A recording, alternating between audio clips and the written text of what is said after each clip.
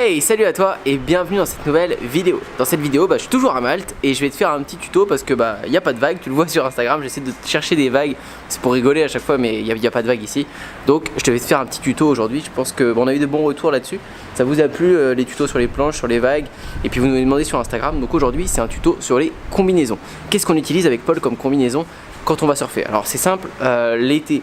On est souvent, chez nous, on est plutôt en 3-2, 4-3 si vraiment on va surfer le matin très tôt, mais c'est plutôt 3-2 ou 2-2 éventuellement. On n'est pas en board short ni rien parce que l'eau elle est à 18-19 en Loire-Atlantique.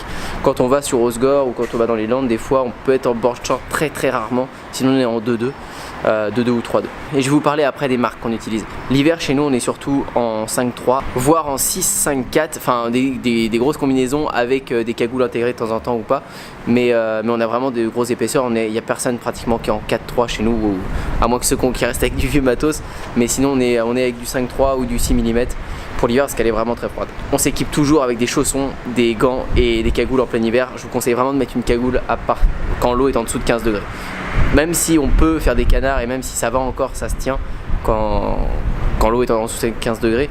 Mais il faut le faire pour les oreilles parce que vous savez on peut avoir des problèmes au niveau des oreilles. Tous les surfeurs vont avoir un problème vers 30 ans, 40 ans dans les oreilles si vous mettez pas de cagoule et pas de bouchon d'oreille. Et puis même si vous les mettez vous risquez de les avoir, mais au moins ça peut prévenir. Au niveau des marques, qu'est-ce qu'on utilise? Rip Curl et O'Neill essentiellement. Moi je préfère Rip Curl maintenant. J'ai tout testé, je travaillais dans un magasin de surf avant. J'ai pu tester toutes les combinaisons, que ce soit Excel, O'Neill, Rip Curl. Il n'y avait pas de Billabong et Quicksilver, c'est les deux choses qui nous ont manqué, mais je sais que Quicksilver, j'ai des potes qui ont essayé. On n'a aucun partenariat ni rien avec une marque, mais c'est juste les deux marques qu'on utilise le plus, c'est O'Neill et Rip Curl. O'Neill je préfère parce que c'est plus souple, au niveau du confort de surf c'est beaucoup mieux. Au niveau des bras, des épaules, on est beaucoup plus souple, on n'est pas trop gainé avec le néoprène trop raide. Et Rip Curl par contre ça dure un peu plus dans le temps. Je trouve qu'on peut les tenir bien un an et demi sur les Rip Curl quand on surfe assez souvent, si on arrive à tourner avec deux combis, parce qu'on a souvent une à deux combis d'hiver. Pour les tourner, quand on surfe tous les jours c'est mieux. Si vous surfez tous les jours et que vous remettez tous les jours la même combinaison, ce qui va la tuer c'est de la remettre quand elle est un peu mouillée. Parce que vous tirez dessus, ça se détend et ça tire sur les coutures, ça tire partout et c'est comme ça que vous aurez des entrées d'eau. Donc essayez de tourner avec plusieurs combinaisons. Donc là-dessus moi je préfère avoir une Rip Curl parce que je les fais durer dans le temps. Ça dure un an et demi. L'idéal, moi j'aime les deux, donc des fois j'ai une Rip Curl et une O'Neill pour l'hiver.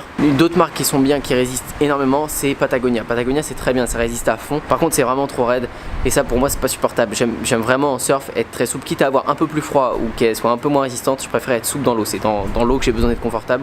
Donc Patagonia pour moi c'est trop raide. Après il n'y a pas de jugement, ceux qui préfèrent, il n'y a pas de souci. On vous donne, c'est notre avis. Paul, il est à peu près du même avis que moi là-dessus. Donc pour résumer, qu'est-ce que je vous conseille? Moi, les meilleures combinaisons, c'est Rip Curl, O'Neill. Qu'est-ce qu'il faut avoir d'indispensable dans une année? C'est une 3-2 pour moi et une 5-3 ou une 5-4, peu importe, c'est pareil. Mais une 3-2 et une 5-3, si tu as deux combinaisons à avoir, c'est ça. Pour au moins l'été, tu puisses aller tout le temps dans l'eau. S'il fait trop chaud, écoute, en 3-2 ça ira encore. Et puis s'il fait trop froid les sessions du matin en hiver, en 3-2 ça peut passer encore. C'est pas une 2-2 manche courte ni rien. Donc ça c'est bien. Et en hiver, au moins, tu es couvert avec ta 5-3. Prends quand même des chaussons, des cagoules et des gants si tu es dans notre coin. Si t'es pas dans notre coin, tu peux te passer des gants. Les gants c'est vrai que c'est chiant, ça irrite le nez quand tu te grattes avec, mais c'est indispensable. La cagoule, garde-la vraiment. Donc voilà pour ce que je peux dire des combinaisons. J'espère que ça a répondu à pas mal de questions. Si vous avez des choix de combinaisons à faire, j'espère que ça vous aidera. Ils font des combinaisons aussi pour les kids. S'il y a des personnes qui nous suivent, s'il y a des petits kids de 15 ans, de 14 ans, ils font Rip Curl, O'Neill, font des combinaisons pour les kids. Vous pourrez trouver ça là-dessus. Il y a plein de ces combinaisons là, vous pouvez les trouver dans les surf shops de votre coin ou même sur internet si vous voulez les commander. Mais essayez vos combinaisons avant et faites en sorte que vos combinaisons soient toujours bien serrées. Et que derrière il n'y a pas une trop grosse marge dans le bas du dos. Essayez de tirer pour voir s'il n'y a pas une trop grosse marge de néoprène, sinon il y aura de l'eau qui va se stocker. Pareil sous les bras, il ne faut pas qu'il y ait de plis sous les bras, sinon ça va vous irriter quand vous allez ramer. Donc prenez quelque chose qui est vraiment à votre taille, testez. Il y a des tailles comme du MS qui sont un peu comme pour moi un peu petits et un petit peu carrés. Donc, quand vous êtes trop long, si vous êtes une grande tige, si vous faites 1m90 et que vous êtes tout fin, il y a des tailles comme je sais plus, c'est les LT ou LS ou des choses comme ça. Il y a des entre-deux, donc regardez bien ça et prenez le temps d'essayer vos combinaisons. Voilà pour cette vidéo, j'espère que ça vous a plu. Voilà pour cette vidéo, j'espère que ça vous a plu. N'hésitez pas à mettre un petit like et à vous abonner. Et moi je vous dis à bientôt pour une prochaine vidéo.